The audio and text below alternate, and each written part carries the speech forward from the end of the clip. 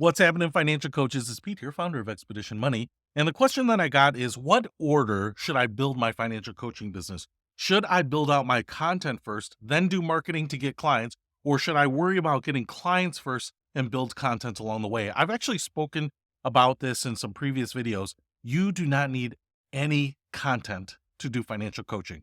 This is a problem, I think, for a lot of financial coaches, that they think they have to add some sort of content library before they're allowed to take on coaches.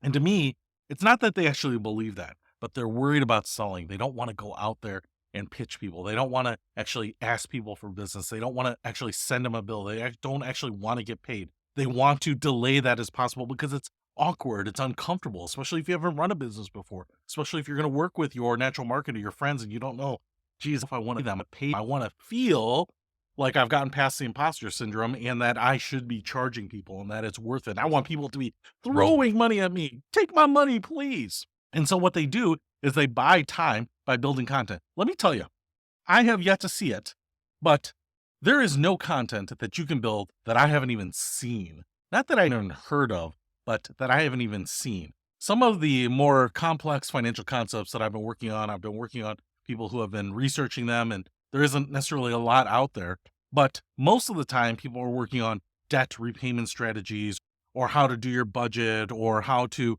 discuss finances with a spouse, or how to arrange your finances before getting married, or whatever it is. Some pretty basic stuff. That's all out there. If you build it, that is not going to be a differentiator for you. It is just you spending time on something to make yourself feel better so that you can avoid the inevitable sales conversation.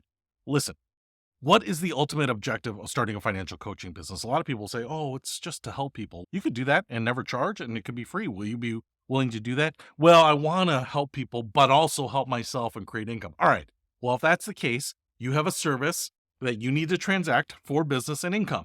And that is ultimately it. If you are doing anything other than what directly impacts that, then you are just avoiding the stuff that you need to do. And you could be saying, well, Pete, if I do the content, that's going to burnish my reputation and make it easier for me to sell. It could make it easier potentially. I don't know that anyone really cares that you wrote a book, or you have a course, or you have a pamphlet or a strategy. You do want these things. I'm not saying that you don't, but that's not really what most people will make a purchasing decision on. They will make a purchasing decision based on what you know and how comfortable they feel with you and your personality and whether they mesh with you.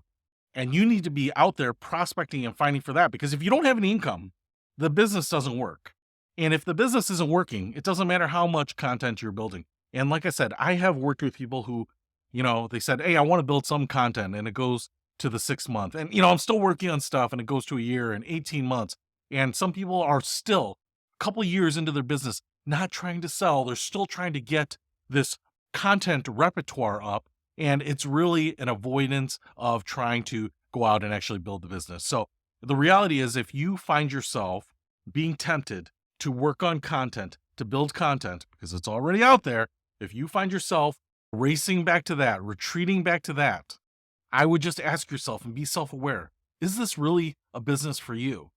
Do you not want to sell? Are you just hoping that you can turn the lights on, that you can turn the website on, that you can have a sign-up page or a scheduler out there and business will come to you? Because if you do think that, this probably isn't the business for you. I know. We just want to take the appointments, help people through them, and get off the phone or get off the Zoom call with them. But the reality is, businesses don't just incubate themselves. They are going to work because of the work that you put into it. So you got to get over that, start selling, bring in clients, bring in money. And once you do that, you can have justification for building some of the content on your own. So hopefully that helps. I'll see you later.